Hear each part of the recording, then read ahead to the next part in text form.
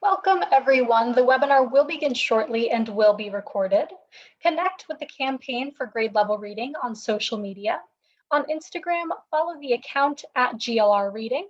On Facebook, like the page Campaign for GLR. And on Twitter, follow the account at Reading by Third. Please use hashtag Learning Tuesdays and tag us to tweet anything you learn from today's webinar, and we will be sure to retweet. We encourage you to share your questions, reflections, and observations on social media. Once again, the webinar will begin shortly and it will be recorded and shared with you afterwards. Okay, once again, welcome to today's webinar. My name is Sierra Sanchez and I will be behind the scenes helping to produce this webinar. We have just a few housekeeping details before we get started. First, we would love for you to introduce yourself, so please use the chat box at the bottom of the screen to share your name, city or state, and your organization. Be sure to select panelists and attendees so that we all know who is here. All attendees are in listen-only mode, but we encourage your engagement by posting questions in the Q&A box. We will dedicate the last 20 to 30 minutes to respond to the questions you post during the discussion. The webinar is being recorded and a link to the recording will be emailed to all who registered. And we are streaming this webinar on our Facebook account on Facebook Live. All resources that you see shared as links in the chat will be sent in a follow-up email to all who registered for the webinar. And lastly, we will be posting a brief on-screen evaluation during the Q&A portion and highly encourage you to respond. This helps us with our commitment to continuous improvement. Lastly, before we begin, I would just like to call your attention to our upcoming GLR Learning Tuesdays webinars. Later today at 3 p.m. Eastern Time, we have EdTech, how school leaders are leveraging technology to accelerate student learning. Again, that's today at 3 p.m. Next week, we will have an exciting double feature. First at 12:30 p.m. Eastern Time, we will continue our funder-to-funder conversations with our colleagues from the Patterson Foundation and their partners from the Center for Disaster Philanthropy in an exploration of how funders and disaster philanthropy can draw on their expertise to inform the broader philanthropic response to this COVID disaster with a session titled A Disaster Within a Disaster, Philanthropy Responds to Learning Loss. Then at 3 p.m., we hope you will join us again for the power of parents, supporting and equipping parents to lead change. And lastly, on Tuesday, February 23rd, we will have parents eager to address learning loss, lessons from the field. We will be sure to add links in the chat box for more information and registration for these upcoming learning opportunities. Joining you now is Jenny Atkinson with the Campaign for Grade Level Reading. Thank you and enjoy the webinar. Thanks, Sierra. I'd like to welcome all of you to today's Crucible of Practice Salon. If you've joined us for one of our past Crucible of Practice webinars, you know that our goal is to provide a deep dive exploration into how community coalitions are approaching and moving the work to improve early school success prospects of children from economically challenged families, neighborhoods, and communities. With over 350 communities participating in the Campaign for Grade Level Reading Network, we know that many of the challenges that we face have been solved in other communities. And opportunities like this webinar give us a chance to learn from and with each other so we can use proven strategies that have worked on the ground in other places to help deepen, broaden, and accelerate the work each of us are doing in our own communities. If you've missed any of our past webinars, I encourage you to take some time to go back and listen to some of those recordings. You'll learn more about not only what these communities are doing, but how they are working to move the needle on grade level reading for children in their communities. I'll put the link to the recordings in the chat later. Today, I'm thrilled that we will be hearing from representatives of Star City Reads in Roanoke, Virginia, and to talk about their work. And to give you an idea of the way they work, they agreed to be here today knowing that they would be opening a new library branch yesterday. As you will see, their coalition is made of many people who are dynamic, passionate, and hardworking. So now I'd like to introduce our moderator and presenter, Sheila Umberger.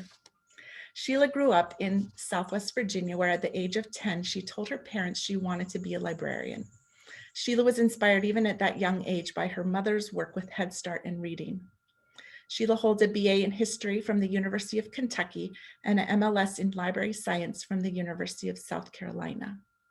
She was hired by the City of Roanoke to convert their library card catalog into computer code, the basis of today's online catalog.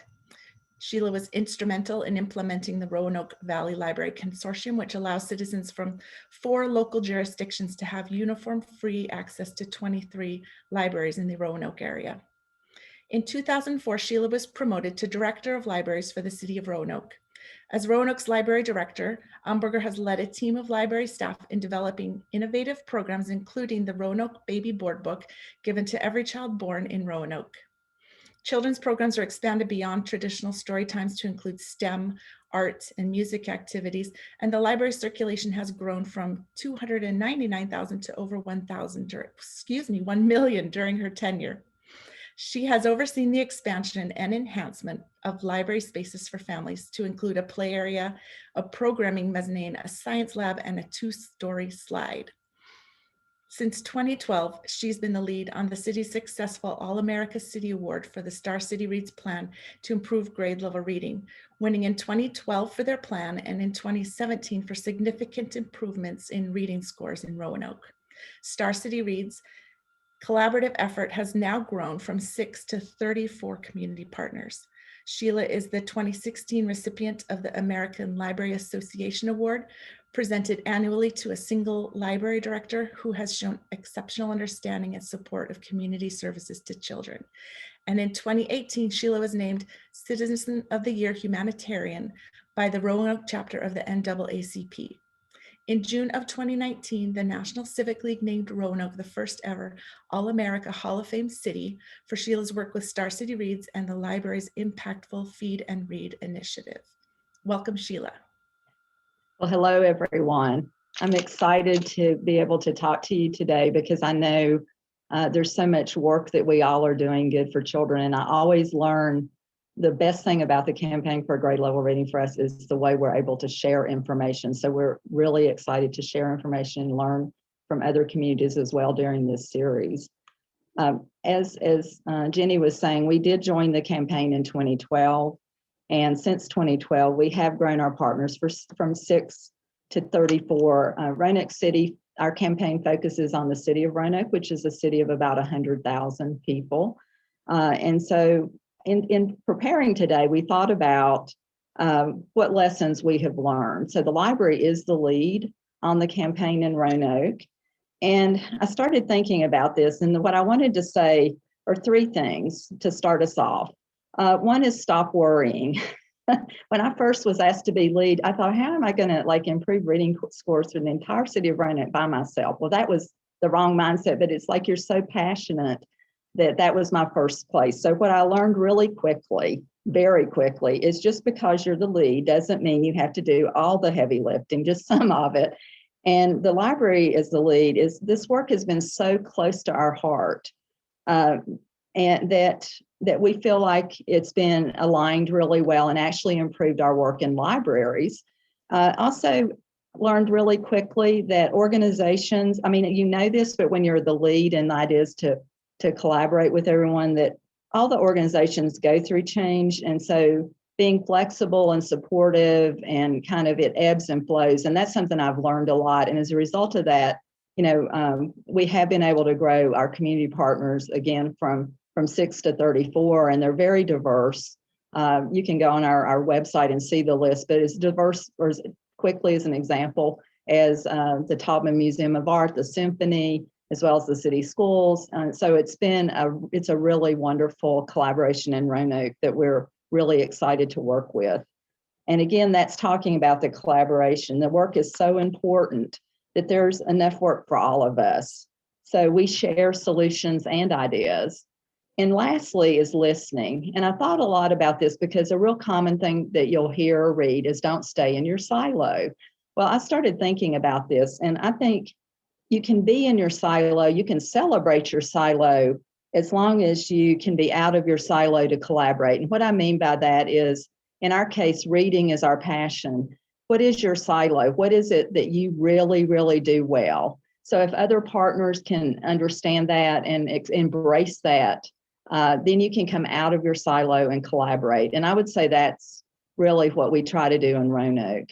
I knew we were really successful at one point when I heard a partner at one of our networking breakfasts say to another one, "Why am I doing that? You do that so much better. Let me take these resources and do this other thing." And to me, it was so exciting to hear that. And that's what we work for every day. So I want to do a really quick introduction. I'll do a little bit deeper bio when we get to this. Today we're going to feature some of our most impactful projects and introduce you to some of our key amazing partners.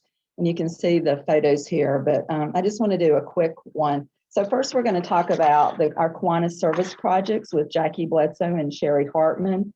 So Jackie is the past president, the first president of the first woman president of the Kiwanis Club of Roanoke, which just celebrated its 100th anniversary, and was lieutenant governor for the Kiwanis Club. Dr. Sherry Hartman is also a past president just this past year for the Kiwanis Club of Roanoke, and she also works for the Carilion Clinic Department of Psychiatry and Behavioral Medicine, as well as an assistant professor at Virginia Tech Carilion School of Medicine. We're going to then talk about Feed and Read, and I have Brandon Comer is Director of Children's Programs for Feeding Southwest Virginia, and also Amber Lowry, who works here at the library as a Senior Manager of Youth Services for all the Roanoke Public Libraries. And I have Dr. Elizabeth Martin. She's a board member of Turn the Page, a literacy nonprofit based in Roanoke. She's also an OBGYN in Roanoke, Virginia, and has over 23 years of experience in the medical field. So again, we want to stop and talk about collaboration and listen. And so the first group I want to talk to you about is the Kiwanis Club of Roanoke. We began our journey with Kiwanis over 4 years ago when we were moving a library branch from in one of our most economically challenged neighborhoods.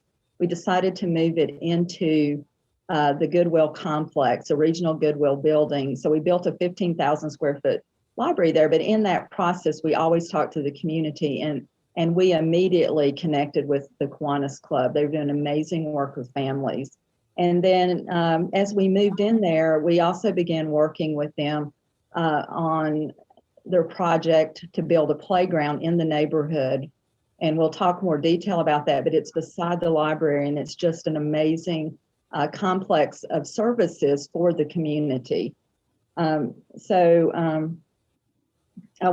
Another thing that's a big thing that we've learned is to always create things that can be replicated. So as we talk through these projects, I encourage everyone to think of that, not so much what Roanoke, but what in your community, what service club is a strong group of people working for the good of the community? Can you connect with them in your campaign?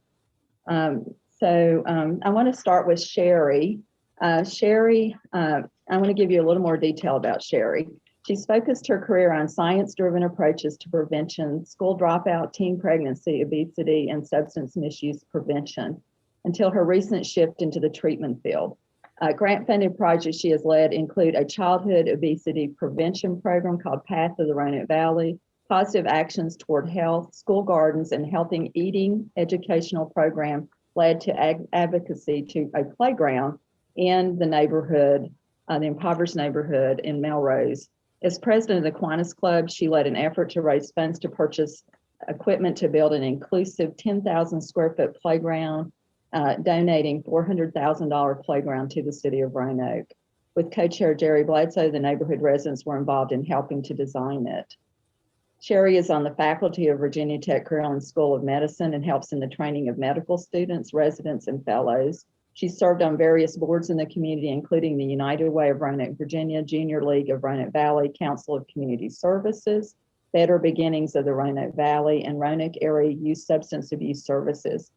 Sherry grew up in South America, and we'll highlight that in a little bit. I learned this about her when we were doing this presentation. She speaks fluent Spanish. She grew up in Venezuela. She's married to Dr. David Hartman, and they have 3 children and 4 grandchildren. And then I'm going to also just talk about Jackie too, and then we'll take turns asking questions. So Jackie worked for 38 years in sales and sales management. She's the past president and lieutenant governor of the Kiwanis Club of Roanoke. She was employed by Kiwanis International for 8 years as a club development manager, and she traveled the world organizing 25 new Kiwanis clubs each year. She conducted forums and training sessions for districts and international conventions. And did you know that Kiwanis is in 82 countries? Jackie has a tremendous love of reading and believes it's the foundation of all learning. So Sherry, I know you had a long relationship. We're going to talk a little bit about the relationship that Kiwanis has had with the Roanoke City Schools. Talk to us about your new Readers to Leaders program. We're really excited to be working with you, Star City Reads, and how you're adapting to COVID with the Westside Reading Buddies program. Good afternoon. Buenas tardes, everyone. Thank you, Sheila, for your wonderful introduction. So the project I want to highlight today is Readers Today, Leaders Tomorrow. That's the name of our project that was coined by my sister in arms, Jackie Bledsoe, who is also a member of the Kiwanis Club of Roanoke. So I love that title. It captures our positive vision for this project, our hopes of what we want to accomplish. So like many activities that we feel impassioned about, this one grew out of a serious concern, a problem plaguing our city of Roanoke, which is increasing violence.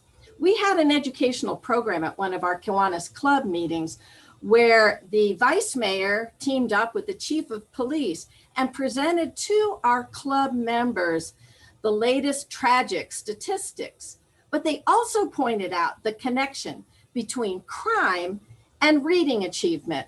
We learned that, in fact, in Virginia, the budget for building prisons is based on the number of third graders reading at grade level. That really struck us. And it motivated us. We realized there could be something that we could do because of the potential benefit of reading achievement as a protective factor. So Readers Today, Leaders Tomorrow was born. Of course, to accomplish this, you need to collaborate. You need to look in the community for partners who could help you reach children, especially those most in need. So we reached out to the public library, and we couldn't have received a warmer reception than that of Sheila Umberger, a fellow Kiwanian, and as you know, head of our Roanoke Public Library system. So Sheila did the very best thing possible. She smartly and generously lined me up early on with Amber Lowry, who I think you'll get to meet a little bit later. Amber was just brimming with ideas on how we could do this, even during the weird world of the pandemic. Our club vice president and I presented these ideas for bolstering reading achievement to the rest of the Kiwanis Club. I also put it on social media, and before we knew it, we had about 20 volunteers just raring to go. We've tapped into, for this project, our own joy of reading to bring children's books to life, like this one, My Colors, My World, Mis Colores, Mi Mundo. And we, in front of a video camera, share our books and produce YouTubes that can go everywhere that they are needed. And they're designed to reach a diverse range of students, right, Josefina? We have identified themes for each season of the year.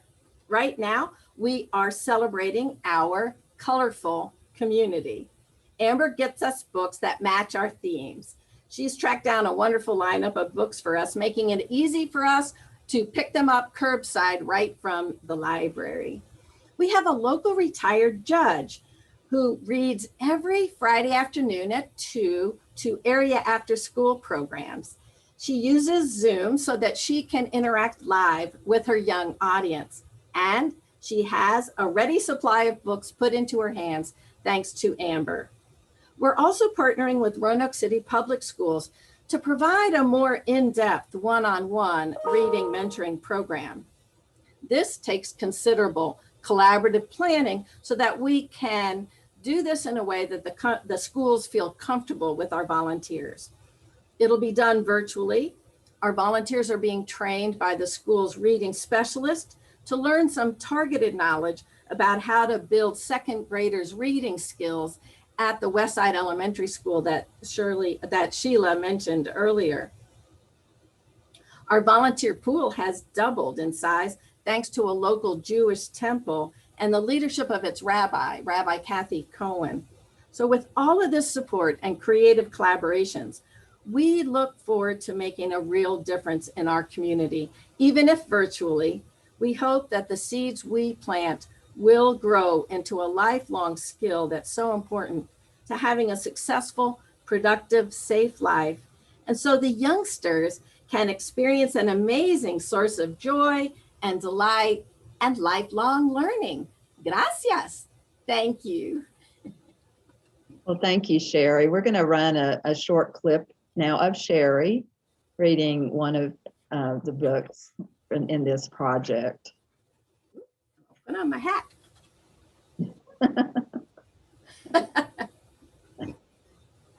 I love your joy of reading, Sherry.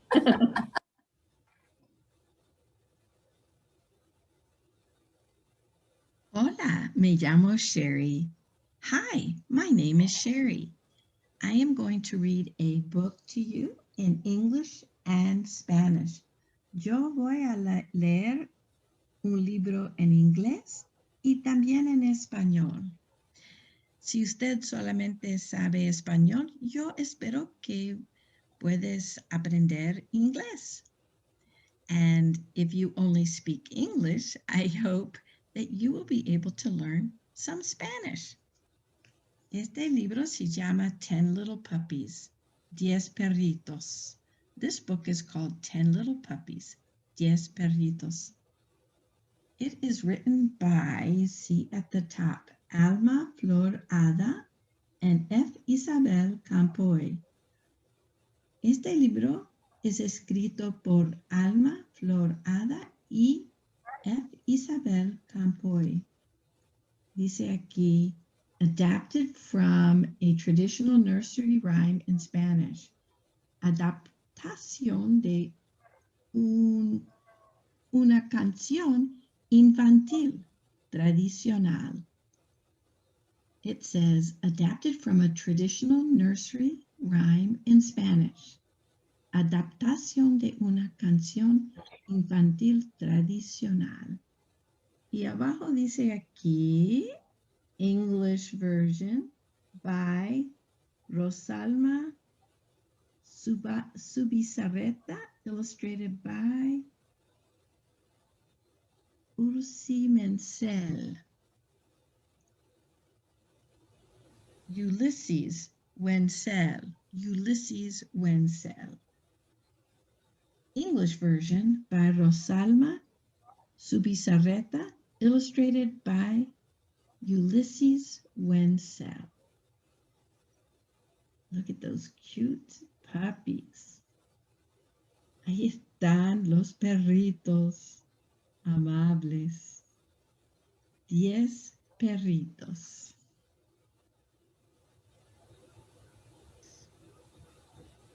Okay.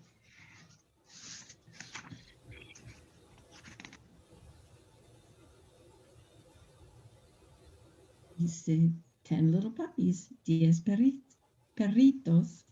It says 10 little puppies, 10 perritos.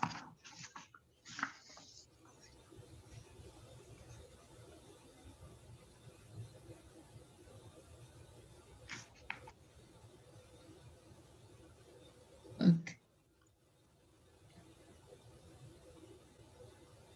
Mira, 10 perritos.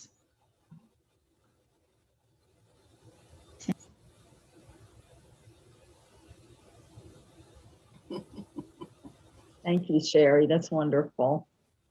Before we go to the next slide, I did see a question in the chat about the copyright on books. That's something that I guess as a librarian or working with libraries, we look at that and we take that into consideration. Also during COVID, there have been a lot of authors that have allowed access to the materials that have never before. So one of the things in library land is we do keep up with copyright issues, but you'll see something later in our presentation where we actually own the copyright on the book. And that did make a decision on a new project. We're going to start March 1st, so I won't give that away, but that's a really excellent question. It is something really important. We've also will keep track of that as, you know, if they start revoking that. So the good part is a lot of writers have reached out and allowed the use of their materials for schools and libraries during this time, and that's been very helpful. But we do watch for that. That was a great question. So next slide, I'm going to ask Jackie to talk about. So Jackie, give us some background about how the playground came about. You're going to see this. And how has the playground helped you to build connections within the community and the neighborhoods? And Jackie, you can unmute, I think. Got it? Great, thank you. Okay. Well, 4 years ago, 4 years and 1 month ago, our Kiwanis club decided we wanted a meaningful project to honor our 100 years of service to the Roanoke Valley. We are now in our 101st year of service to Roanoke. And Dr. Sherry and I had long wanted a playground for the underserved children of Roanoke. And Sherry was very familiar with the Melrose Orange target area, which is an area that the city has targeted for revitalization. We learned through some geographic data that there were 900 children in that census tract. And we learned that they had no playground and only 2 swings in a designated park. So it was really an easy decision to make that we were going to put a playground there somewhere. So before we began the process of vetting our vendors, we met with the residents of the neighborhood in monthly, what we called MOTA meetings, which is the Melrose Orange Target Area acronym. And we wanted to make sure, number one, that they wanted a playground. We didn't want to go in and just dump the playground and say, here you are. We wanted their input. And I will admit there were some that were skeptical because they had been promised things before that never panned out. But the residents were amenable to the idea. So in the ensuing years, we continued to build relationships by attending their fall festivals, holding spaghetti dinners. I know one of them, I cooked enough sauce for 100 spaghetti dinners. We attended community leaders meetings and innumerable committee meetings. And I might add here that none of this would have been possible without a core group of volunteers who freely contributed their time and talents. And so I designed storyboards with pictures of playground equipment that we took to the meetings. And we invited the children to put stars on the pieces of equipment that most appealed to them, because this is for the kids, not the adults. We wanted their input. So remember, they only had 2 swings. So guess what was the number one thing? Everybody wanted swings and more swings. And the boys wanted a climbing wall. So on and on. So when we had enough input, our vendor, Cunningham Recreation, who was the one that sort of won the prize, so to speak, designed the playground with the input from the community. And they put it in a large framed color poster that we hung in the library. And we took that poster everywhere. And I think it was at this point that the residents believed it would happen. And I'm going to hold this up because this is pretty much what it looks like. And the colors are vibrant. I don't know whether you can see this. Can you see it? Can you see that? Yes. Sheila? Yes, I can. Thank you, Jackie. That looks We did it great. in primary colors, and the kids just absolutely love it. So that's how we got started. And Jackie, talk a little bit about the Adopt a Park. Okay, well, can I lead up to that a little bit? Certainly. Okay. So with the help of and commitment, as Sherry said, and donations of community leaders, church volunteers, dedicated Kiwanis members, our own Kiwanis Foundation, Kiwanis International, the Capital District, and a block grant from the city of Roanoke, as Sherry said, we raised $419,000. And that was thanks in large to Dr. Hartman's extraordinary talent as a grant writer. We couldn't have done it without her. So the Roanoke Kiwanis Centennial Playground now stands as a testament to Roanoke's goal of neighborhood revitalization. It creates a healthy outlet for children and their families, and as our club celebrated our 100th anniversary. So we broke ground in the spring of 2020, and our playground was completed a couple months later to the delight of the entire neighborhood. So in the beginning, we wanted this to be a community build effort where residents would actually put sweat equity into the building. Then along came COVID, and of course that didn't happen. In the end, we invited those that could to help spread 3 tractor trailer loads of mulch. Over 70 volunteers showed up that day, including the entire Roanoke Police Academy in training. So now, in keeping with our Kiwanis commitment to monitor the playground and provide continuing education and service programs, a conversation with a local business owner and project leaders conceived the idea of involving local businesses to monitor the playground 1 month of the year. So the Adopt a Playground project was born. During that time, these businesses would monitor the playground, looking for signs of maybe vandalism or picking up trash, which is surprisingly little since we have 2 huge trash receptacles there. And 1 time a month, this is the neat part, they are to devise an educational or service event for the children in the neighborhood. So I'm so happy to say that we have filled the first 8 months of this year. Our first was in January with a coat drive for children and adults and was hosted by business owner Allison Duvall's Inspired to Enhance Salon. It was a resounding success a week ago Saturday. With the donations and help of local businesses, Kiwanis members, and churches, we were able to purchase more than 250 coats. She wanted a coat drive, and hundreds of pairs of socks and gloves. Many more were donated. So a steady stream of families came through the doors that day. And of course, we had all the COVID protocols in place. Sherry and her husband did the interviews as they came in. And so we were able to have at least 8 to 10 people in the room at a time. And there was a gentleman from Sierra Leone that stood out to me because he looked around, he had 3 little children with him, and he shook his head and he said, the generosity was amazing. He said he'd never seen anything like it. He's been in this country about 5 years. And he said, in my country, he said, this would never happen. And I realized then how really blessed we are in this country. We are the most generous country in the world. I remember visiting a Kiwanis club in England, and they told me the same thing. They said, in England, you can go to the bank 1 time, and after that, you can't go back and ask people to donate. And in our club, it was over and over and over. People donated their money, their time, their talent. And it was just an amazing thing to watch. So, and when we found out we couldn't give away everything that we had collected, we contacted the pastor of a local church, and he brought the church bus down, and he will give away the rest of what we had. So this month, let me give you a rundown, and this is what is so great. The neighborhood, the businesses have just jumped on this like you wouldn't believe. This month is Black History Month, and Councilwoman and Kiwanian Stephanie Moon Reynolds is holding weekly programs for approximately 20 to 25 children, ages 13 to 18. And the speakers will be successful Black business owners and leaders. So she wants the kids to know anything's possible. And I think that's amazing. And March is going to be hosted by our own Sheila Umberger, also a Kiwanian and director of the Roanoke City Libraries, with a program called Math Madness.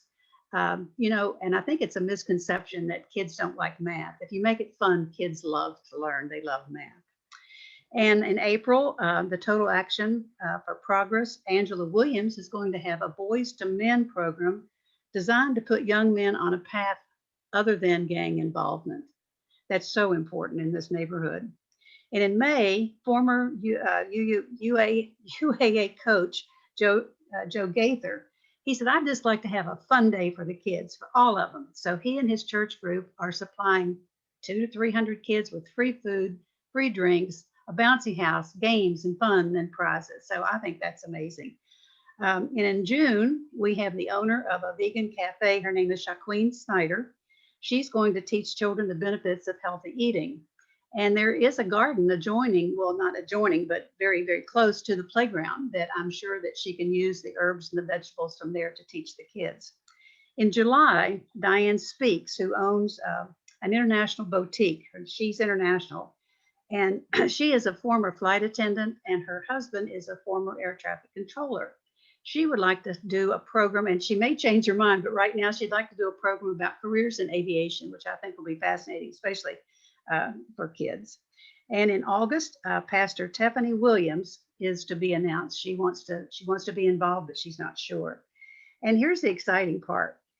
In warm weather, we want to have programs directly related to the actual equipment on the playground. You can't see it in the pictures, but there's about 4 musical instruments. There's a xylophone, there's chimes, there's drums, and we have percussionists in our committee, and they want to teach the kids to actually play these and then have a recital. I think that'll be fun. And then we also have permanent exercise equipment for adults and teens. And we want a trainer to teach the teens and adults how to actually use this equipment. So I think that's going to be exciting. And then our Kiwanis Club has an environmental committee. And we're formulating a program to educate the children about the different species of trees that we had planted as part of the project. We had 15 beautiful trees planted. These aren't sticks. These are some 15, 20 feet tall. And also the committee would like to teach children the importance of habitat restoration. We're going to use Horton Creek, which runs adjacent to the playground. And then again, Joe Gaither is the former AAU athletic coach and a church deacon and a new Kiwanis member, is going to conduct an ongoing mentoring program for the children. So this program has had tremendous support from the community, and the effects are far reaching. And it just keeps growing and growing and growing. So thank you. Thanks for listening. Thank you, Jackie. And thank you both so much. This has been the most exciting collaboration. Some of our newest members of Star City Reads, and we're just excited to work with this because, again, the reach in Roanoke with working with a passionate service club is the connections and the programs we'll be able to offer in the future. And I can't stress enough that this is within a complex within city that addresses it's one of the most economically challenged neighborhoods. And right. By working together with partners, there's this complex area of services and amenities for the neighborhood, and we can already begin to see amazing differences and support for the community, because a lot of it just comes down to oh, I'm sorry, Jackie. No, I didn't. I'm sorry, I didn't mean to interrupt you, but one of the goals was to create a synergy in the neighborhood and change the dynamics of the neighborhood. And I think that's happening because we have the library, we have a teen center right there on the land, and we have the Goodwill, and it's in the playground. I think it's just changed the whole dynamics. I've been over there and watched fathers bring their kids, not just mothers, fathers bring their kids and sit and watch them. And people are coming out that maybe have never met each other and could live next door to each other. You know, that's what's great. It's bringing the community together. I agree. And thank you so much.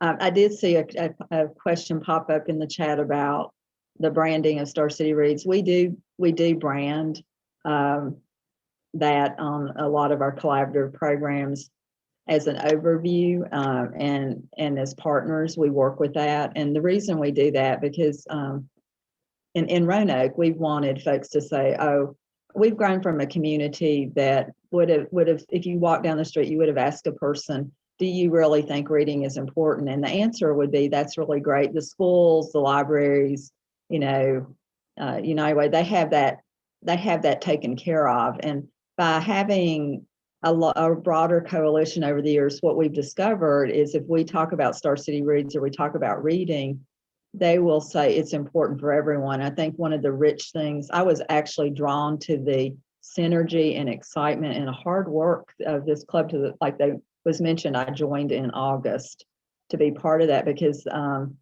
it's exciting to me to see business folks and everyone in the community taking ownership of the fact that reading is so important, which is why the Readers to Leaders is such a wonderful brand for us, and we totally support that. But thank you very much. I'm going to move on to the next slide. I'm going to talk about Feed and Read. So what I have here is just an overview So we actually started in 2012 with a pilot, and it started with a child saying to me, "I'm hungry." We started noticing children coming into the library, and it would be during the summertime, and they would stay all day and not eat. And then we started like getting to know them, and we would ask them, they're like, "We're hungry." And that just, a child cannot learn or thrive when they're hungry.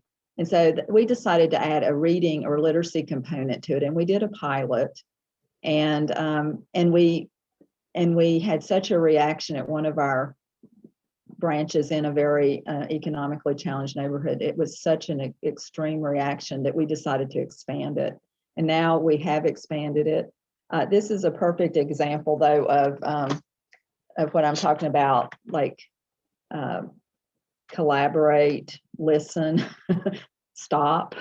Because first reaction was to try to figure out how to feed children at the library. And then we realized we needed to have a kitchen, we needed to have partners, we needed to have people coming in and helping us with the literacy.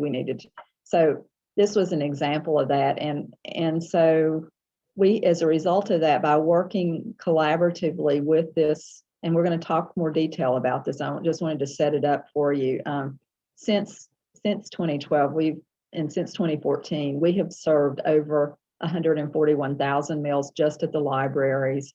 And what's really alarming to us is now we're feeding curbside. Just from July to December, we fed 41,000 meals to children from curbside at libraries, along with literacy kits. And we're going to talk more about that to share that. We're seeing a higher percentage increase since COVID. And so it's made us even more motivated. And I would say what I would go into then is that what we're looking at is the training of staff. And I was very concerned because it is a big ask. And so I asked staff individually, are we doing the right thing? Is this what we should? And the heart in this program is very strong. And everyone said to me privately, we have to continue to do this. And so that's what we've continued to do with our partners. Again, we've tied this to literacy programs and kits.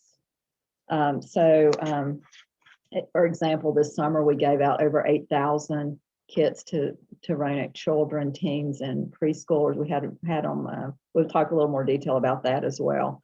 So we continue to work on this because it's so important. So I want to introduce one of our very important partners, and that is Brandon Comer. She has an associate in early child development and spent several years teaching both kindergarten and first grade before her starting her work with Feeding Southwest Virginia. While at Feeding Southwest Virginia, Brandon has held positions such as nutrition coordinator, children's program representative, and more recently, director of children's programs. Feeding Southwest Virginia's mission is to feed Southwest Virginia's hungry through a network of partners and engage the region in the fight to end hunger. They are a proud member of Feeding America and the Federation of Virginia Food Banks. I also want to introduce Amber Lowry. Amber is a librarian here at the library, and she received her bachelor's degree in journalism from Virginia Tech and her master's degree in library science from Florida State University. For several years, she's worked as the children's librarian for the Roanoke City Libraries, where she focused on planning reading programs for children, leading literacy workshops, and promoted reading and writing across the Roanoke Valley. In 2009, Amber was promoted to manager of youth services for the entire Roanoke Public Library system. She works closely with other library staff in developing successful and unique programs, collecting and analyzing data, and building partnerships with other organizations in the community. She started her work with the Campaign for Grade Level Reading in 2011, was involved with me on writing the Community Solution Action Plan. She lives in Roanoke, Virginia with her husband and 5 children, and she enjoys spending time with her family, attending kids' sporting events, and making numerous trips to the grocery store. So Brandon, I want to start with you. So Feed and Read benefits from a federal reimbursement program you manage. So can you kind of share with us how this all works and how it gets started? Yeah, of course. How is everyone? Thank you for having me. This has been a tremendous partnership, and I'm grateful every day for everything you all do and all the hard work. But the reason we are able to provide free meals for your Feed and Read program is through the federal level. This is a USDA program that is actually monitored by Virginia Department of Education at the state level.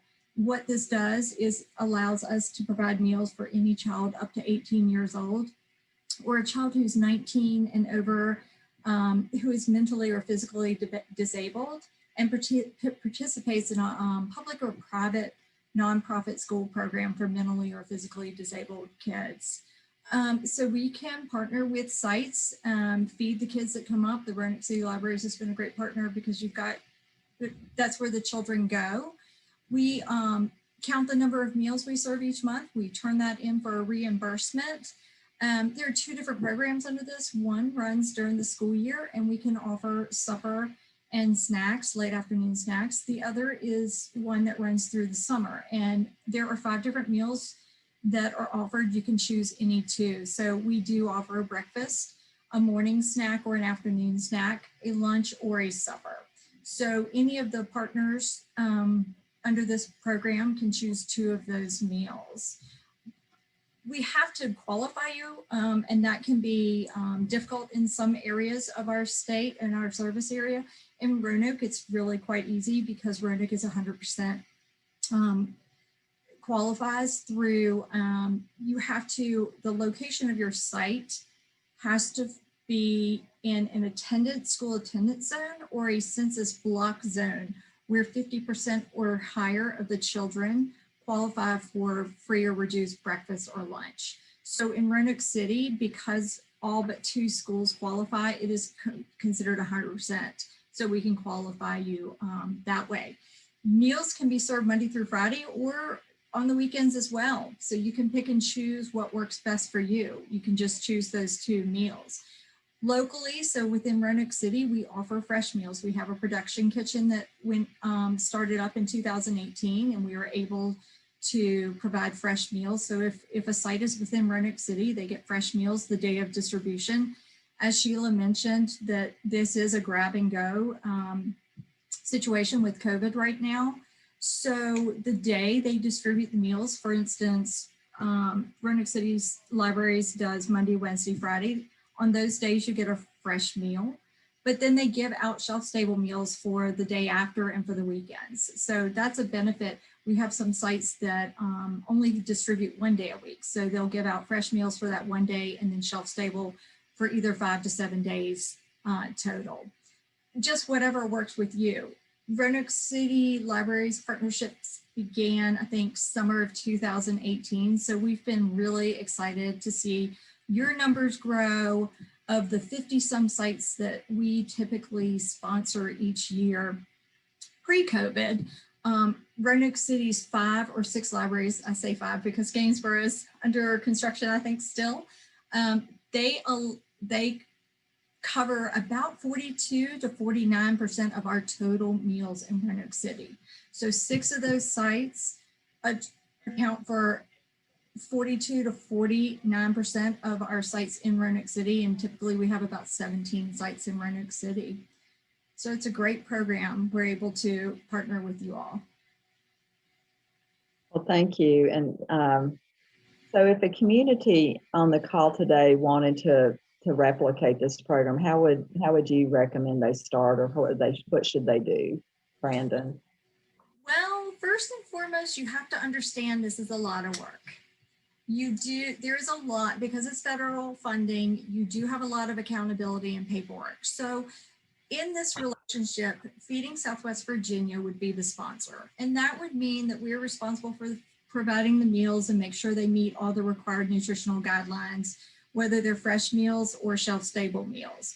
We would maintain compliance, make sure you all are doing everything you're supposed to, that we are, and then we meet all the guidelines that are required.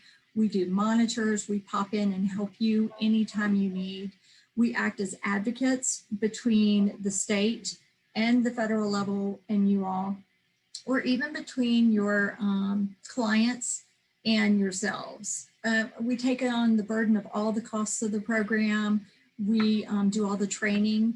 But on your end as a site, you would be responsible for recruiting the children to attend meal service. We do a lot of that as well. We can partner with you on that. Follow the guidelines in distributing the meal, because believe me, there are strict guidelines to it. You make sure you are not discriminating as to who is being fed. You have monthly reports that are due, so you have to keep track of the number of children you feed. We do civil rights data collection. We'll ask you for your help on that. If we're not in a COVID waiver, which is what we're under now, so we are able to offer grab and go, you typically have to watch the children eat in a congregate style. So you have to provide an area for them to feed and staff to oversee and make sure that they are eating the food. Right now, fortunately or unfortunately, we do have waivers with COVID, so kids can grab and go. I'm hoping at the federal level that they realize we're able to feed a whole lot more kids this way. They don't feel like they have to be watched eating, especially teenage boys who come in. They don't want to sit there and be watched as they eat. So we're really hoping that the federal government will continue this non-congregates type of meal. And then there are a couple ways you could do it. You could partner with someone to start this program. You can always give me a call. I'm happy to find out where you are located and find resources for you in your area. But this is a program offered to anyone who wants to be a sponsor across the state of Virginia, actually across the whole United States. But within the state of Virginia, sometimes your local public schools will be doing this program. A lot of times they are not looking for outside partners because they have so many children to feed on their own, at least during the school year. But they're always the first person you should call, possibly for summer partnerships. You would contact your local child nutrition director. She would be the person, she or he would be the person who would oversee the program at that level. If there's a local food bank in your area, call the food bank, not a pantry, but your main food bank. Ask for their children's department or their programs department and see if they're sponsoring either of these programs. Otherwise, you can call Virginia Department of Education, the Office of the Nutrition Director, and let them know where you are, and they'll give you everyone in your area who is running one of these programs and give you contact information to reach out to them. But as much work as it seems to be, at the end of the day, the libraries are already doing a lot of work. They're already giving out wonderful books and different learning kits and that kind of thing. So this is just kind of another notch on their belt, if I'm not mistaken. Hopefully, I think they've gotten used to it, so it's not quite as bad.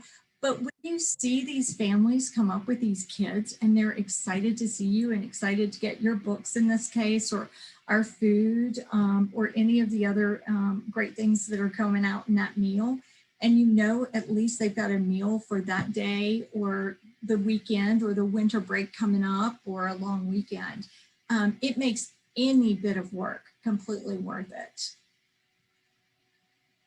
And I would say, I would interject here, you know, your suggestions on how to find the right partners for this. When we first started, the school was the kitchen, and the YMCA had the federal grant. And as the Y decided to back out of that, they became partners on us in distributing literacy programs in the summer. And our relationship with Feeding Southwest Virginia has allowed us to greatly expand the reach, and they do such an amazing job. So you've talked a little bit about partnering with the libraries, and how that's worked for us here in Roanoke. Anything else you want to add to that? Yeah, the partnership with the libraries helps us meet such a huge group within our community. We have a lot of great after-school enrolled programs. We have a couple other walk-up programs, that I like to call them. But the libraries has expanded our reach of children. We're able to get a lot of the immigrant populations. We're reaching refugees, undocumented families who typically are not going to go to an enrolled location, knock on the door and ask for their children to be fed, because they are able to do that. But once they see what they're getting from the libraries, all these wonderful books where they can go inside and use the computers when we're not fighting COVID or whatnot. They have a trust and a great relationship. Who better to partner with? You go where the children are and where the community trusts you, and then you kind of get street cred from that. So the libraries they never say no. Amber, bless her heart, I call her with ideas constantly, and with the biggest smile, she has no problem. As long as I've got all my ducks in a row and I present it and tell her I've thought of some of these things, she's always on board to pilot a new program for us. But with partnering for the Roanoke City Libraries, because it is a drop-in and because these families don't have to enroll, a lot of these children are only getting breakfast and lunch from schools. They are not getting that third meal, much less that snack. So the ability for us to be able to partner with you all and you hand out that snack for the afternoon and that third meal for the day enables these families to kind of take whatever other funds they have and maybe take it away from those meals from the children and place it into, if they're paying utility bills or paying for medications or doctors or whatever, because we can help alleviate by taking those meals out of their hands. I called Amber the other day or when we were talking about this, and I told her, I said, one of the worst things, but the best things about this COVID is we're having these families, and we're seeing this a lot at the libraries. People will call our food bank and they'll ask us where they can get meals. We'll give them local food pantries, but we always ask, do you have children? And if they do, we find out where they are and we send them to one of the libraries. And we were doing a food truck at one of the libraries recently, and a couple families over a couple weeks came up and asked what we were doing, what they had to pay, how to go about it, because they've never needed help before. This is the first time they've ever had to ask for help. So one of the parents was laid off, or both of them had lost their jobs. The children are hungry. They're hungry because they've been giving their meals to children. So if we can help alleviate that, and you guys do nearly half of our service in Roanoke City, it's a win-win overall. It's a win-win, and we know they're getting meals. They're calling us for meals, but the bonus is when they go to these sites, these libraries, they're getting a lot of literacy help as well, and finding other resources while they're there. Right. Amber will discuss a little further, but I've called her up and we're doing a backpack pilot. We do kids farmers markets. We kind of do a holistic approach to anything we can, but I always call Amber first because she can say no. She hasn't yet, but she can say no. So I just can't fathom having a better partnership. And I appreciate everything you guys do. Well, thank you so much. We're so appreciative of the hard work you all do to help all families in the area and the region, because it is a difficult time. And we value our relationship.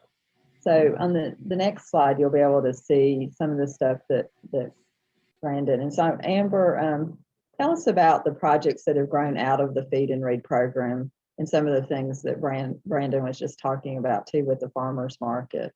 Yeah, sure. And Brandon, thanks for picking out one of my weaknesses, but my strengths, and that's that ability to not be able to say no. But Brandon always comes to me with such great ideas. And so really we started the Feed and Read program in 2012, and we had no idea the opportunities that would come to us at the libraries through this partnership. And so it's been absolutely wonderful.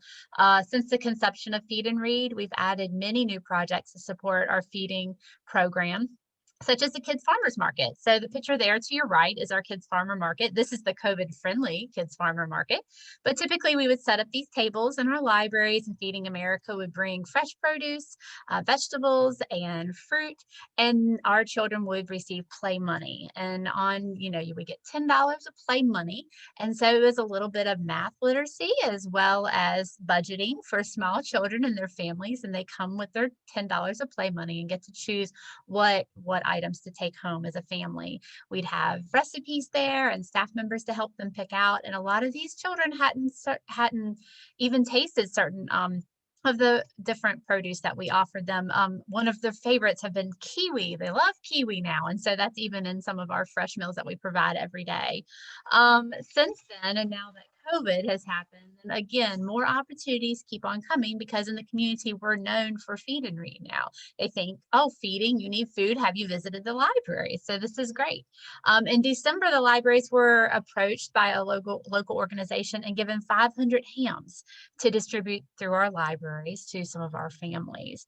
And I do the same thing to Brandon. I called up Feeding Southwest Virginia, and I'm like, hey, I've got 500 hams. What can you give me to go with them? And they were great and gave me 500 CARES boxes, which basically were shelf-stable meals for families that would help them through the entire week right before the holidays. And so we did that. And now Brandon has approached us about a new project called the Melrose Backpack Project. And that's where we were going to send every other week. On Fridays, we'll send backpacks home to, again, the same neighborhood that Jackie and Sherry were talking about earlier, the Melrose neighborhood. We'll be sending backpacks home with those family with shelf-stable meals, fresh produce and recipes and literacy activities with them. Sheila also alluded to the fact that during COVID that we've made a huge pivot for our summer reading program and our literacy outreach for our libraries. And we did distribute 8,000 literacy kits. Since then, we've come up with different programs for each month where we give out about 700 kits a month. Each kit has a free book, a craft, a literacy activity, and toys for the kids to enjoy. And they are targeted at different age groups. So the libraries have become the place to receive resources, support, books, and now even food. And so we're really excited of what other opportunities are going to knock on our doors soon. And here's an example. Thank you, Amber. Here's an example of where it started as a library program, and you know, we're part of Star City Reads as well. But what we're finding is our programs are strengthened as we have partnerships. So the next slide will show an expansion that we did right before COVID hit, and we're still working on this, but we partnered with the Carilion Pediatric Clinic and Blue Ridge Literacy, which I'm on their board. We have over 120 tutors working out of the libraries and other locations, and over 80% of our participants are speak English as a second language. And so this program, we decided to expand on Feed and Read on this program. So we received a grant through Carilion, and we added the grow part to it because this was focused specifically on new families to Roanoke, specifically where we had topics and we would do a meal together, and we would learn about literacy and learn about nutrition. And this was extremely successful, and we actually are planning to expand this and also go back to it when we're able to safely do it. But this is an expansion of a Star City Reads approach from the library, again with our partners, Carilion Pediatrics and Blue Ridge Literacy, who are also a member of Star City Reads Coalition. I want to pivot now to the bilingual Roanoke Baby book. And so the next slide, you'll see the Roanoke Baby book.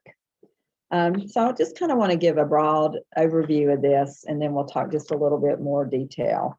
So Amber went to a grade level reading learning conference up in Baltimore, and came back to me, and this was several years ago, probably, oh my goodness, Amber, we've been doing this a while, probably 2013, 14.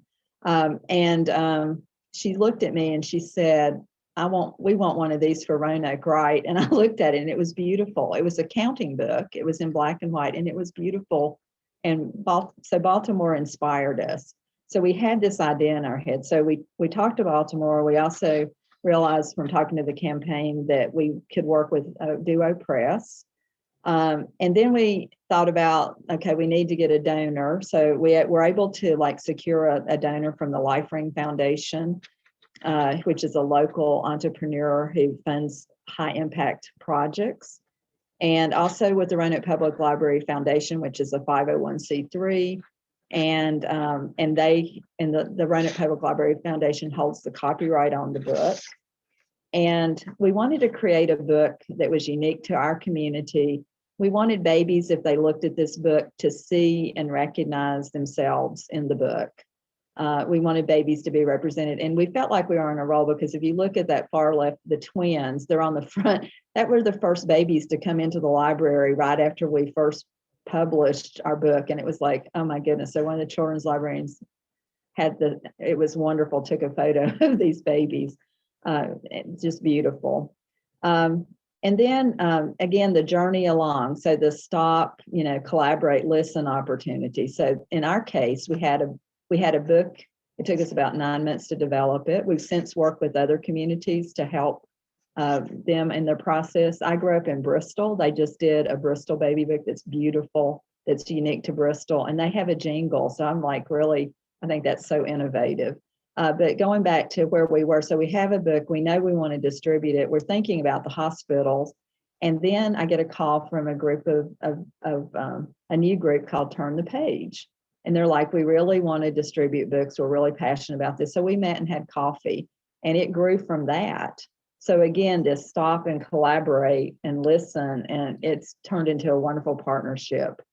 Our message is literacy begins at pre-birth and definitely at birth. And that's what we do. This is given to every child born at Carilion. And so today I have Dr. Elizabeth Martin here. She's a physician and a community volunteer.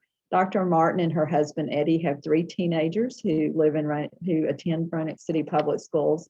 She's a board member of Turn the Page, a literacy nonprofit based in Roanoke that helps get books into the hands of children in the Roanoke Valley and surrounding areas. Prior to COVID, Turn the Page co-sponsored something called Books and Breakfast with the Roanoke City Public Schools. She is an OBGYN specialist in Roanoke, Virginia, and has over 23 years of experience in the medical field and has delivered 4,000 babies. Dr. Martin volunteers for the Bradley Free Clinic, the Medical Reserve Corps of Virginia, the Education Committee of Mill Mountain Theater, and is an active Raleigh Court Presbyterian Church. She has been the vehicle for distributing the Roanoke Baby book across the Roanoke Valley and has connected many local organizations to funding opportunities. She believes that one person can make a difference, and that providing access to books in the homes opens up a world of opportunity to our children. And I wanted to just say, she's very instrumental in us having the new edition of this, which is the bilingual baby book in Spanish. And we're just so excited to work with Elizabeth. And then I'll have Amber talk a bit about it as well. So Elizabeth, tell us about Turn the Page. So I'm going to rewind just a little bit and address a question over at the right about Turn the Page. I'm an obstetrician, and 5 years ago, 2 of my patients reached out. One had just had a 26-weeker in the NICU, and as she stared at her baby for months with nothing to do and looked around at other moms not really having a lot of interaction in the NICU with their babies, she was talking to me, and we were brainstorming and began to form an idea of like encouraging bonding from moms and babies in the NICU, while also understanding that literacy really needs to begin at birth, which we know that literacy is critical to act on it in the early years and to get books into the home in the early years. So Lauren reached out to me and said, hey, what do you think about getting books into the hospital? And so thus began many conversations with Roanoke Public Libraries ensued, and conversations with Sharon Ramey. And we realized that the Roanoke Baby book was probably the perfect book to give out to all of these new moms. So Roanoke Public Library let Turn the Page distribute the book, and I was the vehicle as an obstetrician delivering these babies. I would literally pick up the stacks of books from the library, deliver them to the hospital, and the lady who signed the birth certificates would take them to the bedside, or the nurses would take them to the bedside for every new delivery. And that was just over 3,000 deliveries a year. So I saw someone said, well, who paid for the Roanoke Baby book? And Sheila talked about LifeRing initially funding it. Well, fast forward about 6 months into us handing out this book, and I realized that one of my Patience and Practice was Life Ring Foundation funding this book. And we had no idea that we were working on the same mission of literacy.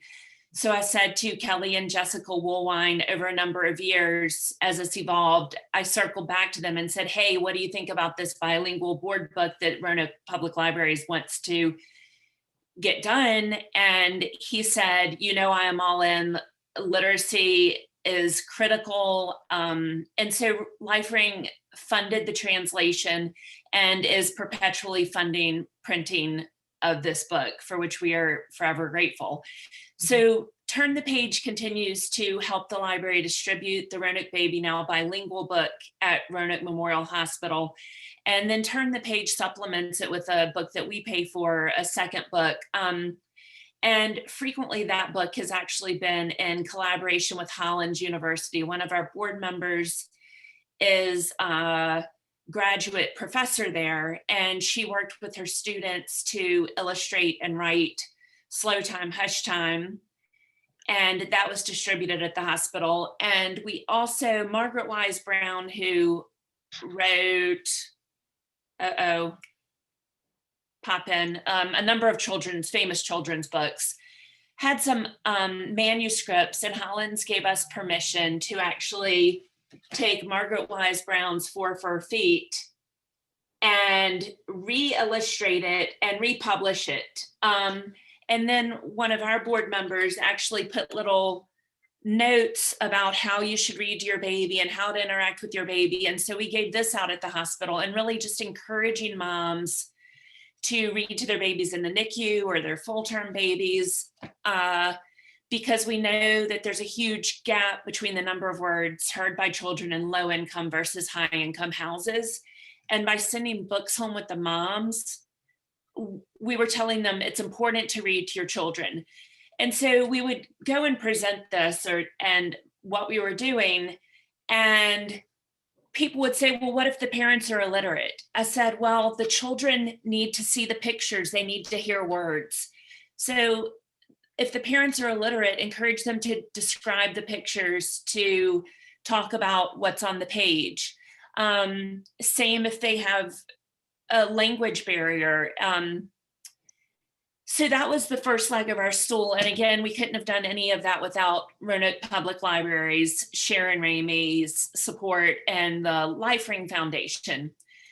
So then we were along that journey, and we recognized a need in the community to do more than just get books into the hands of the newborns. And we were hitting most of Roanoke by hitting Carilion Roanoke Memorial Hospital.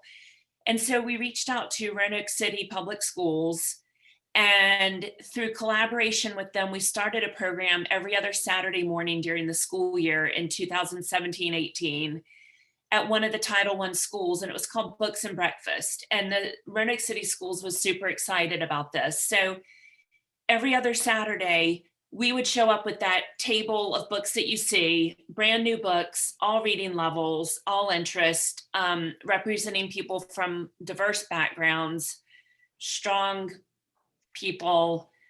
And the rule was, I said, if you have a heartbeat, you leave with the book. I said, we're not going to ask you why you're here or what you're doing here. If you walk through, so you would see multi-generation families walking through the door. You would see an infant in a stroller being pushed by a mom with a grandma and a great aunt, or a dad and a baby. And so they would come in, they would get breakfast, and then they would go to the book table. And it became something that was expected. And the biggest concern we heard in 17-18 school year at Hurt Park, the parents told me, our biggest fear is that you're going to start this and leave, because that's just what happens. You know, everyone wants to start something, but no one wants to follow it through. And I was like, wow. And so we made a really concerted effort to not bite off more than we could chew. So I reached out for funding, and along with Roanoke City, Raleigh Court Presbyterian Church funded expansion of this program into West Side Elementary, another Title I school that the city chose for the following year. And we were going strong, and we mentored a lot of teenagers, a lot of elementary, middle, high school kids that got a lot of volunteer hours, picking up books, setting up the book table, and then just helping the kids that come through pick the books. But one thing I said about volunteering at Books and Breakfast was, I'm like, there are no rules on volunteering. I would, if I dressed up, I would wear this turn the page shirt, but often I would just be in like a Roanoke City t-shirt or jeans and a sweatshirt, because I didn't want the people coming to feel out of place. So if you walk through the door, it was unlikely that I would know if you were volunteering or coming to get food. And so I would just say, hey, good to have you today. What brings you here? Do you want to help us help someone pick a book? Or are you here to get a book? It just didn't matter. And even volunteers could eat, even volunteers could leave with a book. And so no one felt singled out, oh, I'm coming because I need something, because everyone left with the same thing, food and a book. And the books are amazing. And just basically our funding for these books has come through a lot of ask, a lot of grants. We have a board of 5 people and one just phenomenal grant writer who actually was a previous patient of mine. And she just kept saying to me, what can I do? I want to help. And I was like, what are you good at? And as it turns out, she is amazing at writing grants, even though that's not what she does for a living. And in the beginning, we put inserts in the books and her husband printed them for us.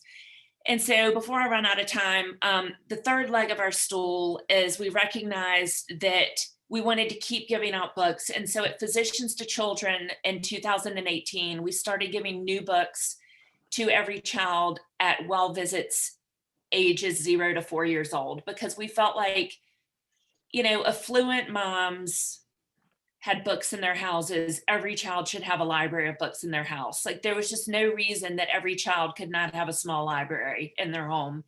And so we continue to sustain the 3 legs, which is the Roanoke, helping with the Roanoke Baby book at the hospital, as well as the second book at the hospital, Physicians to Children, giving books out for ages 0 to 4, and then Books and Breakfast, which is on hold this year, but they have continued to just reach out, personal message me, asking with specific requests. And again, thanks to the library, LifeRing, and numerous donors for making this happen.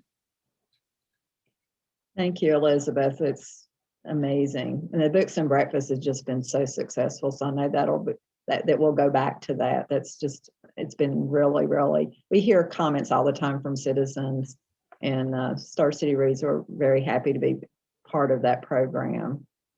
So Amber, do you want to, we want to leave a little time here for questions, but we have a project that we're going to do with the book. So do you want to talk about how we're moving forward with the book, particularly on the story walk idea that we're going to start in March? Right. On the next slide, you'll actually see a little picture of what we're looking at. So now that now we have the Roanoke Baby bilingual book in hand, we typically would do a launch at our library, a big celebration, but we can't do that, COVID. And so we've decided to do a traveling story walk. A lot of libraries are kind of getting around this new trend of using the story walks, which have been around for a while. But this one we have printed them on yard signs, and we are working with Roanoke City Public Schools to choose schools to put them up and basically do a field trip in their yard, as in we bring the field trip, the story walk, to them through the Roanoke Baby bilingual book. We'll space them out throughout their yard or their playground or their track, and teachers can bring small groups of children out during this time and walk them through the story walk. So we're really excited. This is how we're going to launch the Roanoke Baby bilingual book. This starts next month. So very excited. Thank you. I think this is going to be, I'm so excited about this idea. And we can do this with other books in the future. Again, that question earlier about copyright, we're talking about this and like, wait, we own the copyright on this. So this made so much sense. It's kind of came together. So again, I want to leave, we can move to the next slide, but I just wanted to say that we're really happy to talk with everyone today. And we have a little time here for questions. These are just some photos of some stuff that I was going to say, as the library on its own, we've launched a YouTube channel and continue to do programs and work with our partners, doing small group Zoom meetings with our Star City Reads partners to find out what we can do to support and also to distribute books. So with that, I'm going to just stop and see if there are any questions that anyone would want to ask us. I mean, here's information. We're very happy to talk to anyone or or answer questions or field questions to answer questions after this as well. Thank you, Sheila. Anyway, if you have questions, feel free to please put them in the Q&A box right now. I know you guys were really great about answering questions as we went along, but I see one here. Someone has asked if your libraries are open right now. We're open curbside and have been since June. And what I mean by that is we're open, like 10 to 6, Monday through Friday, and people can call us and we bring stuff out to the trunk of their car or to them. And we're also doing printing, faxing at no charge for the community at this point. And also Roanoke's it can be colder sometimes, but we're in a milder area generally during the year. So we actually are doing some computer stuff outside with folks. Our hope is to reopen. In the meantime, we did just open an e-branch yesterday, which is like a big red box of 500 books, and that's in a neighborhood. So we continue to use our little free libraries and stuff like that. And our plan is to be able to open as soon as it's safe, to the point where we're actually manning the state vaccine hotline starting tomorrow morning. And so again, we're just happy to be part of the community and do continue to do services. Great, thank you. A similar question, and let me just mention that if you saw the poll pop up just now, please take a minute and answer the questions there. We really do value that information that we received from your feedback. So take a minute and do that while you're listening. So Sheila, we have another question. Has the library been able to sign up folks for library cards at these events? And have you found a way to streamline that process? The answer is yes. We've actually streamlined it even during being closed, where we have an electronic way that people can sign up, because we've launched again services, and we see almost a pretty close correlation of circulation to normal circulation, but our ebooks have gone up tremendously. So we've been able to register folks so they have a library card and they can use that online, as well as launching a YouTube channel where we launch out story times to folks. So I don't know if that answers the question. If that person has any follow-up, feel free to post. And then anybody else has questions, feel free to post those as well.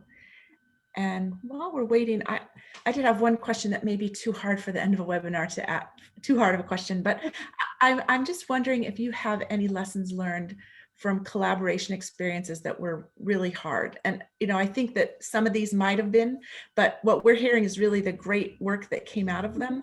And so I'm just wondering if you have any, like I said, any lessons learned around some of the things that might be tough around collaboration. I mean, I think a couple things, and I learned it pretty quickly. Like our first foray into this was we were asked to take the lead on writing the application for an All-America City Award in 2011. And that's where we did go to Denver and we won for our plan. So when we came back, we realized, whoa, we have to implement the plan now. And at that point we had 6 partners, and one of the strongest partners, their CEO said, well, we're done with this project, and told them they couldn't work with us on it. I mean, it's like back off of it. And so at first we were like stunned, because we had written the plan. So we needed to, and then I had another group that had read about the win in the Roanoke Times, and they called and said, can I bring my whole foundation board to talk to you? And they became one of our most, it was the Roanoke Children's Theater, and they became one of the most active, collaborative, kind of out of the box. So it actually helped grow the campaign more because they were an innovative group. The other group, we've never said that happened, and they've since, grown. And that's what made me realize that the work is so important, that understanding that people have strengths and weaknesses, someone can retire, someone can be sick, that can be discouraging if that's been a really strong partner. But I would encourage everyone to just, again, take a deep breath and think, who do I need to reach out to? Or maybe you'll have 2 or 3 that are high, like at that point have a higher profile with you because you're working on something specific, I would say not be discouraged, because I think if you worry about the other, then it slows down the work. And what I came to is the work we need to do is so important that there's plenty of space for all of us to work.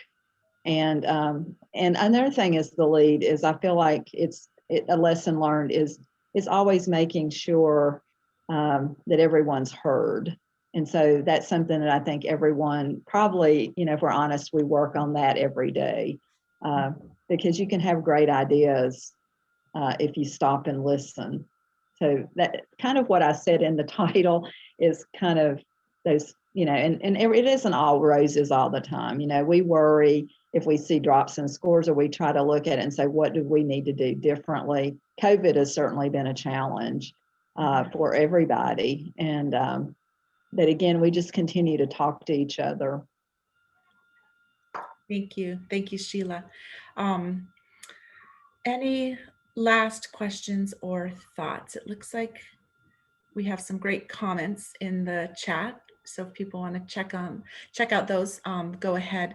But I think we are done with questions. So I want to just take a minute to thank all of our presenters from Star City Reads and Roanoke for this really rich presentation. I feel like you're doing so many things. As I was just thinking back on naming the things that you have presented on, I was like, how did we fit all this into this short time period?